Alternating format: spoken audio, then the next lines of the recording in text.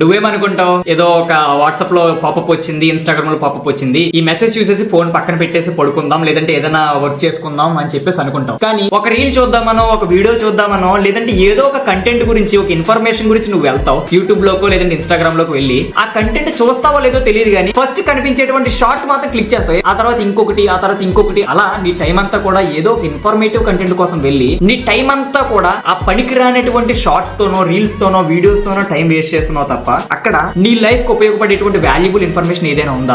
ఏది లేదు. మావా నీ కూడా చెప్తున్నాను విను, దాని వల్ల నీకు ఉపయోగం లేదని నీకు తెలుసు కూడా నువ్వు అదే చేస్తున్నావు అంటే ఒక్కసారి ఆలోచించుకో నువ్వెంత దీన స్థితిలో ఉన్నావు అనేది. నేను ఒకటే చెప్తున్నా, నేను చూడొద్దు చేయొద్దు అని అనట్లేదు, బట్ నీకు ఉపయోగం లేనటువంటి విషయాల్లో నువ్వు ఇన్వాల్వ్ అవుతున్నావు అంటే మరి నీకు కావాల్సినటువంటివి నీకు ఎప్పుడు దక్కుతాయి? మొబైల్ అడిక్షన్ నుంచి నువ్వు ఎంత దూరంగా ఉంటావో నీ యొక్క టైం అంత సేవ్ అవుతుంది. ఒక రోజు నీ మొబైల్ నుంచి నువ్వు దూరంగా ఉండి చూడు, అరే ఎంత టైం ఉందా నా లైఫ్ లో నీకే అనిపిస్తుంది. ఒక్కసారి ట్రై చేసి చూడు. Okay, thank you.